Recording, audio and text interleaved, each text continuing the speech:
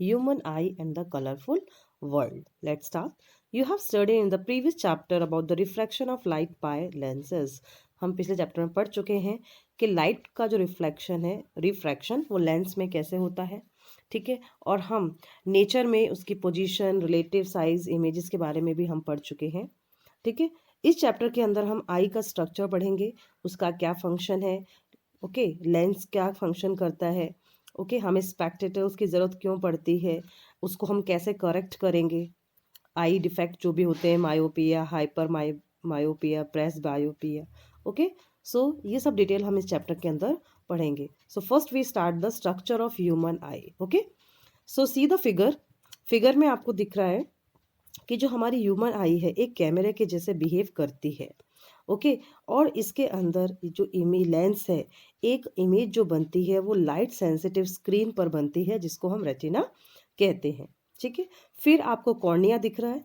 Cornea क्या बता रहा है हमें कि जब भी लाइट एंटर्स होती है आई के पास में एक थिन मेम्ब्रेन होता है, ठीक है। जो कॉर्निया क्या है, एक थिन मेम्ब्रेन है जहाँ से आई के अंदर लाइट एंटर होती है, ठीक है। फिर वहाँ से वो एक फॉर्म जो होता है, ठीक है, ट्रांसपेरेंट बल्ज आपको दिख रहा है, ट्रांसपेरेंट बल्जिंग स्ट्रक्चर आपको दिख रहा है, आई बॉल, ठीक है, जिसको हमने आई बॉल कहा है। और eye ball is approximately spherical in shape और उसका डायमीटर होता है 2.3 सेंटीमीटर, ओके।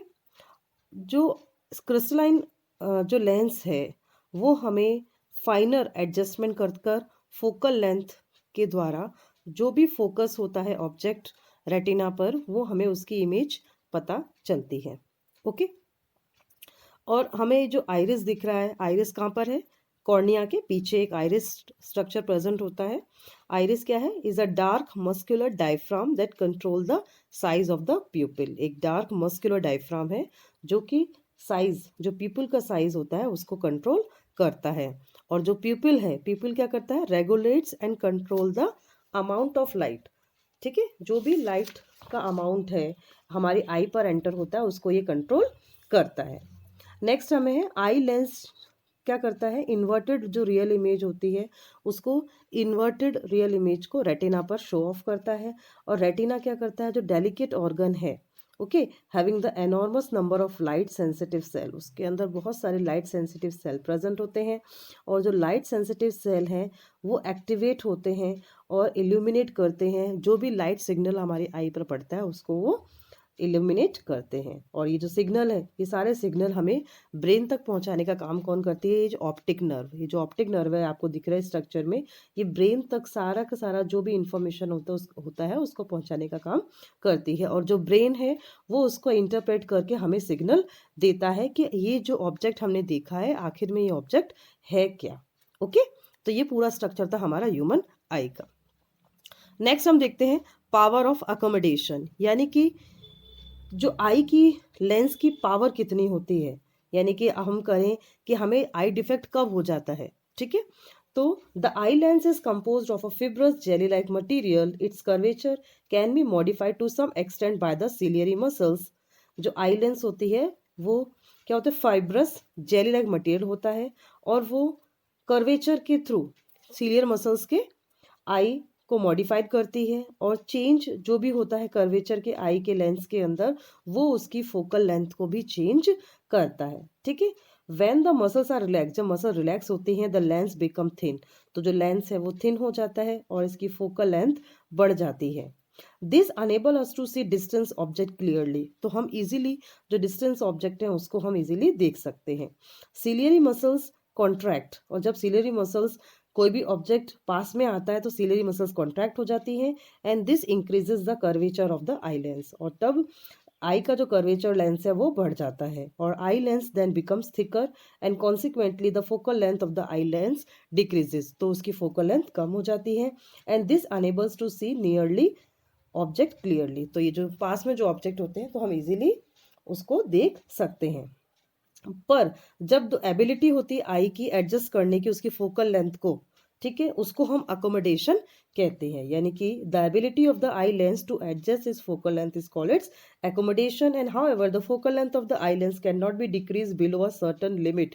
अब उसकी एक जो लिमिट होती है उससे ज़्यादा वो कम नहीं हो सकती, ठीक है। And try to read a printed page By holding it very close to your eyes, you may see the image being blurred or feel strain in the eye. अगर आप पढ़ने की कोशिश करते हैं, ठीक है, कोई भी प्रिंटेड पेज के ऊपर, तो आप देखेंगे आपके आईज पर स्ट्रेन हो रहा है, ठीक है. To see an object comfortably and distinctly you must hold it about 25 centimetre from eyes. अगर आप इजीली 25 सेंटीमीटर तक की लेंथ तक आप उस ऑब्जेक्ट को पकड़ कर पढ़ पा रहे हैं, ओके, तो दैट मीन्स आप कंफर्टेबल हैं. And the minimum distance eight which object can be seen most indistinctly without strain is called least distance of distinct vision. अगर बिना स्ट्रेन के आप मिनिमम डिस्टेंस तक किसी भी ऑब्जेक्ट को क्लियरली देख पा रहे हैं, तो दैट मीन्स आपको लीस्ट डिस्टेंस या विजन है, ठीक है. और इसको हम नियर पॉइंट ऑफ द आई भी कहते हैं. और for a young adult with the normal vision the near point is about 25 centimetre. और जो यंग जो एडल्ट होते हैं उनका नॉर्मल विजन 25 सेंटीमीटर का होता है. और the farthest point up to which the eye can see object clearly is called the far point of the eye. और जितने दूर तक हम सब्जेक्ट को किसी भी ऑब्जेक्ट को देख सकते हैं उसका हम उसको फार पॉइंट कहते हैं, ओके. और कभी कभी जो क्रिस्टलाइन लेंस होता है ओल्ड एज पर वो मिल्की हो जाता है या क्लाउडी हो जाता है, उस डिफेक्ट को हम कैटरेक्ट कहते हैं, मोतियाबिंद, ओके. ओके, और उसको फिर सर्जरी के थ्रू हम उसको ठीक कर सकते हैं. नेक्स्ट हम देखते हैं हमारा topic defect of vision and their correction. अब जो भी हमने हमारी आईज में डिफेक्ट होता है उसको आपको करेक्ट कैसे करना है. तो फर्स्ट हम पढ़ते हैं मायोपिया. मायोपिया को हम नियर साइटेडनेस भी कहते हैं. इसके अंदर किसी भी जो पर्सन को अगर मायोपिया हो जाता है तो उसको नियर बाय ऑब्जेक्ट जो होते हैं उसको क्लियरली नहीं वो देख सकता, ठीक है. और इसको हम कॉन्केव लेंस की हेल्प से ठीक कर सकते हैं, ओके. आप फिगर में देख रहे हैं, आप ये जो फर्स्ट इमेज है फार point of a myopic eye का है. सेकंड मायोपिक आई में कैसे इमेज बनेगी, और थर्ड उसको करेक्शन फॉर मायोपिया के लिए आपको क्या यूज करना है. तो ये डायग्राम्स भी आपको अगर एग्जाम में मायोपिया डिफेक्ट पूछते हैं तो ये आपको डायग्राम भी प्लॉट करने हैं, ओके. नेक्स्ट है आपका डिफेक्ट हाइपरमाइट्रोपिया, ओके. ये देखिए हम हाइपरमाइट्रोपिया की इमेज देखिए आप. हाइपरमेट्रोपिया को हम फार साइटेडनेस भी कहते हैं. इस डिफेक्ट के अंदर कोई भी जो पर्सन है उसको डिस्टेंट ऑब्जेक्ट यानी कि जो ऑब्जेक्ट दूर है वो इजीली क्लियरली नहीं देख पाता. और इसको हम कन्वर्जिंग लेंस की हेल्प से यानी कॉन्वेक्स लेंस की हेल्प से इसको रिकवर कर सकते हैं. यहाँ पे फिगर देखिए आप. फर्स्ट जो फिगर है वो आपको बता रहा है near point of hypermetropic I. Second, अगर हाइपरमेट्रोपिक आई के टाइम पे इमेज आपकी कहाँ बनेगी. और थर्ड, जब करेक्शन हम कर देते हैं, ओके, करेक्शन के बाद आपको कैसे देखने को मिलेगा. थर्ड डिफेक्ट है आपका प्रेस बायोपिया, ओके. प्रेस बायोपिया का मतलब क्या होता है, the power of accommodation of the I usually decreases with ageing. जैसे जैसे हमारी एज बढ़ती है हमारा पावर ऑफ अकोमोडेशन जो होता है आई का वो खत्म होता जाता है, कम होता जाता है. और ज़्यादातर लोग जो होते हैं वो near point gradually recedes away and they find it difficult to see the nearby object comfortably and distinctly without correcting eye glasses. And this defect is called press बायोपिया.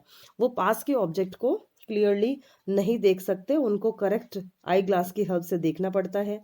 And it arises due to the gradual weakening of the ciliary muscles and diminish flexibility of the eye lens. और ये क्यों होता है, क्योंकि जो हमारी ciliary muscles है उसमें वीकनेस आने लगती है धीरे धीरे, और जो फ्लेक्सिबिलिटी होती है हमारे आई लेंस की वो भी कम होने लगती है. और कभी कभी कुछ पर्सन ऐसे होते हैं जिनको दोनों तरह का प्रॉब्लम होता है यानी कि मायोपिया भी और हाइपरमेट्रोपिया भी. तो उसको हम बाईफोकल लेंस की हेल्प से करेक्ट करते हैं. यानी कि एक ही आपके जो ग्लास होगा उसमें दोनों तरह के फोकल लेंस लगे होते हैं, ठीक है. यानी कि कॉन्केव लेंस भी होगा और कॉन्वेक्स लेंस भी होता है, ठीक है. तो इसको हम क्या कहेंगे, इसको हम प्रेस बायोपिया को हम दोनों लेंस की हेल्प से करेक्ट कर सकते हैं, ओके.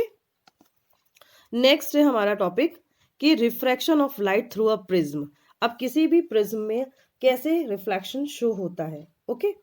अब किसी भी प्रिज्म के अंदर जो एंगल होता है वो किसी भी इंक्लाइंड होता है, ठीक है. And the angle between its lateral surface is called the angle of the prism.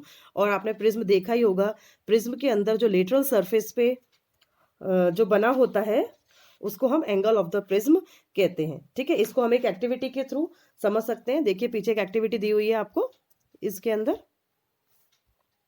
देखिए 11.1 एक्टिविटी. इसके अंदर आपको क्या करना है, एक आपको मिरर जो प्रिज्म है वो प्रिज्म लेना है, उसको आपको एक वाइट पेपर पे लगाना है, रखना है, और फिर आपको ये सारी इमेजेस ड्रॉ करनी है। ठीक है, तो आप इसमें इजीली इसका रिफ्रैक्शन देख सकते हैं। देखिए यहाँ पे फिगर के अंदर आप देखेंगे जो P है वो इंसिडेंट रे है, EF रिफ्रैक्टेड रे है और FS का इमर्जेंट रे है। And you may note that a ray of light is entering from air to glass at the first surface AB and the light ray on refraction has bent toward the normal. वापस वो bent होके normal पर चली जाएगी and at the second surface AC the light ray has entered from glass to air and hence it has bent away from normal और वापस से वो normal से bent हो जाएगी. Compare the angle of incidence and the angle of refraction.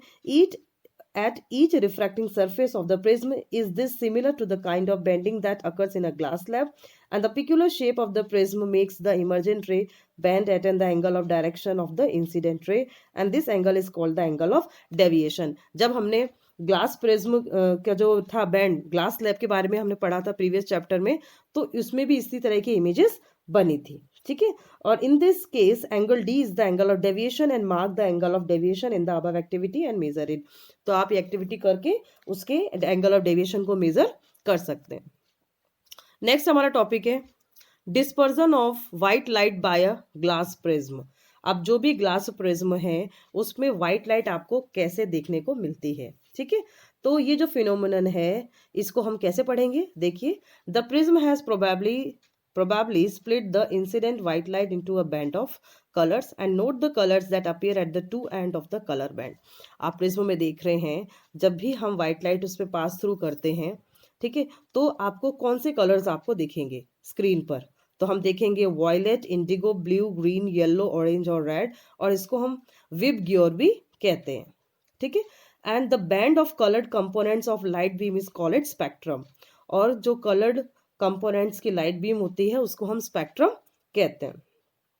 Yet something makes each color distinct from other and the splitting of white light into its component color is called the dispersion. और dispersion क्या है, जो white light है वो अलग अलग colours में disperse हो जाती है 7 कलर में, उसको हम डिस्पर्जन कहते हैं. और इसको सबसे पहले हमारे साइंटिस्ट आइजैक न्यूटन ने ऑब्जर्व किया था ग्लास प्रिज्म के ऊपर.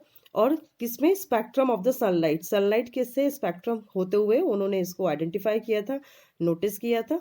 देखिए फिगर भी इन्होंने बनाया हुआ है कि recombination of the spectrum of white light, कैसे रिकॉम्बिनेशन होके आपको वो स्क्रीन पे कलर देखने को मिलते हैं. ठीक है, ऐसे ही अगर रेनबो है, देखिए रेनबो जो होता है वो नेचुरल स्पेक्ट्रम है. ठीक है, उसमें कोई कलर नहीं करता है, वो 7 कलर्स आपको इजीली दिखते हैं स्काई के अंदर. ठीक है, उसको हम कहेंगे it is cause by the dispersion of sunlight bye tiny water droplet present in the atmosphere.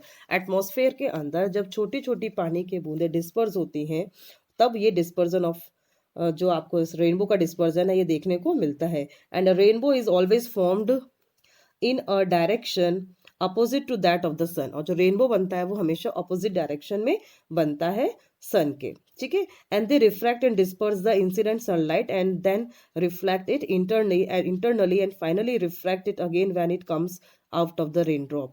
और जब वो रेन ड्रॉप की फॉर्म में वापस आता है तो वापस से ये डिस्पर्जन ऑफ लाइट आपको देखने को मिलता है स्काई के अंदर. नेक्स्ट और कौन कौन से फिनोमिनन है जो रिफ्रैक्शन ऑफ लाइट से कंपेयर करते हैं. तो फर्स्ट है इसमें ट्विंकलिंग ऑफ स्टार. जो आपको स्टार्स ट्विंकल करते हुए एटमॉस्फेयर में दिखते हैं वो भी एक रिफ्रैक्शन का ही एग्जाम्पल है.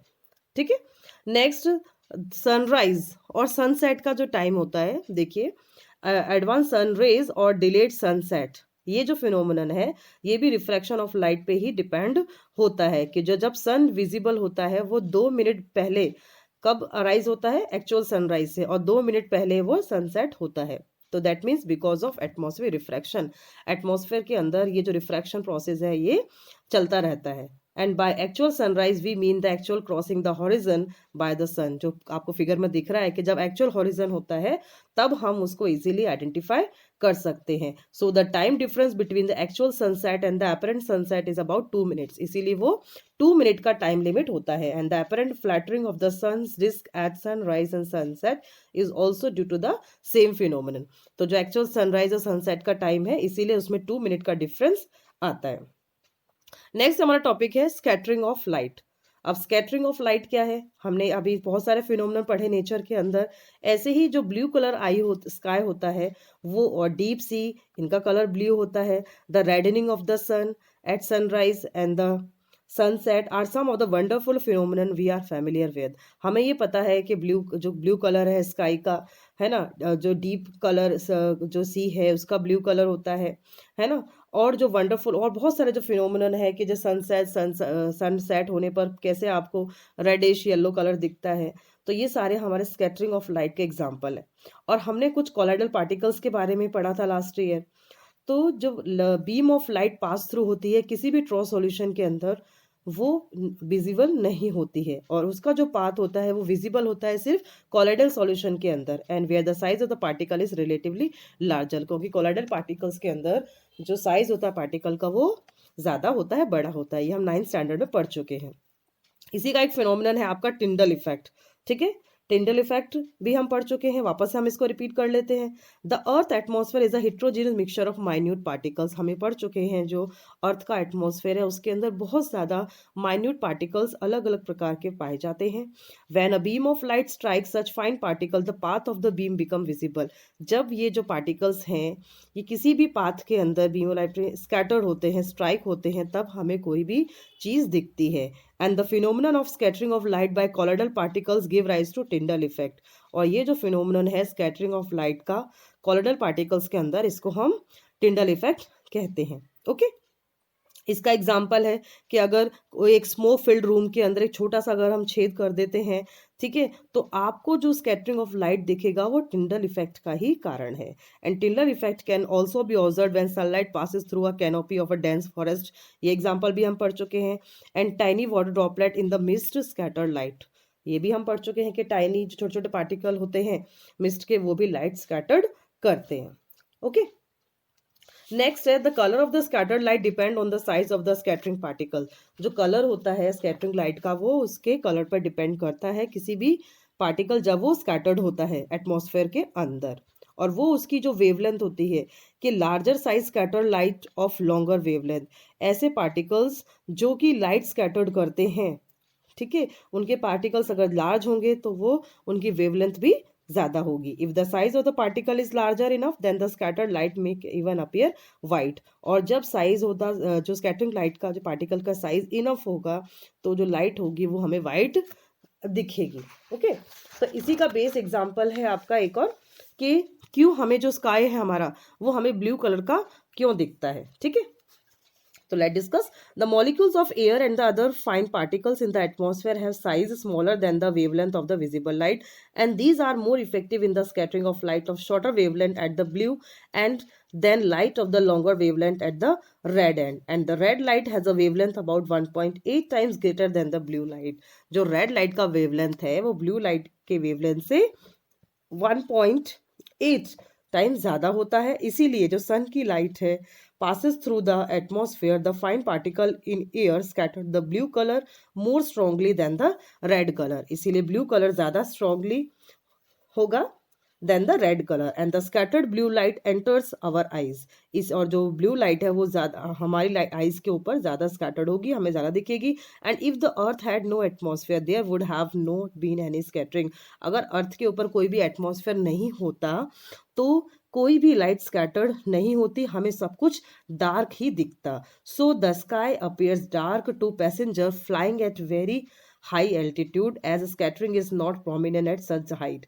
इसीलिए जो पैसेंजर्स अगर स्काई से देखते हैं हाई एल्टीट्यूड पर, तो क्योंकि वहाँ पर स्कैटरिंग होता ही नहीं है लाइट का, तो हमें सारी चीज़ वहाँ पे डार्क ही दिखती है।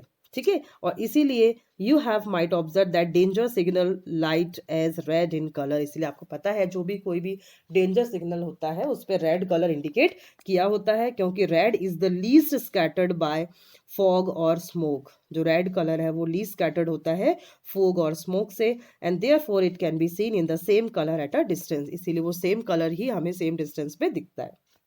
Okay, now the topic is the color of the sun at sunrise and sunset. Sunrise और सनसेट के समय पे सन का कलर कैसा होता है? Have you wondered as why to the sun and the surrounding sky appear red? आपने कभी देखकर आपको आश्चर्य हुआ होगा कि स्काई तो आपको सारी ब्लू कलर की दिखती है, बट ये आपको रेड कैसे दिखती है? Let us do an activity. तो ये एक्टिविटी के थ्रू आप समझ सकते हैं। ये एक्टिविटी दी हुई है आपकी कोलोइडल पार्टिकल, सल्फर पार्टिकल्स को लेके आपको एक्टिविटी करनी है। Okay, so this activity demonstrate, ये जो एक्टिविटी है ये हमें बताती है कि जैसे कि the scattering of light that helps you to understand the bluish color of the sky and the reddish appearance of the sun at the sunrise or sunset। Sunrise और सनसेट के समय पे ब्लूइश और रेडिश अपीयरेंस क्यों होता है? Because the light from the sun near the horizon passes through the thicker layer of air and larger distance in the earth atmosphere before reaching our eyes. हमारी आंख तक पहुंचने से पहले जो हॉरिजन पर जो लाइट रिफ्लेक्शन होता है वो थिक होता है। देखिए आप पिक्चर में भी आप देख सकते हैं, ठीक है। However, light from the sun overhead would travel relatively shorter distance, and at noon the sun appears white as only a little of the blue and violet colors are scattered। इसीलिए दोपहर के समय में जो सन होता है वो वाइट दिखता है क्योंकि ब्लू और वॉयलेट कलर पूरा स्कैटर्ड हो जाता है। And near the horizon, horizon के पास में most of the blue light and the shorter wavelength are scattered away by the particle and therefore the light that reaches our eyes is of longer wavelength and this give rise to the reddish appearance of the sun. और इसी के कारण हमारा जो सन का appearance होता है वो रेड कलर का हमें दिखता है। ओके, हॉरिजन के पास से अगर हम देखते हैं, ठीक है। Okay, thank you for listening me students.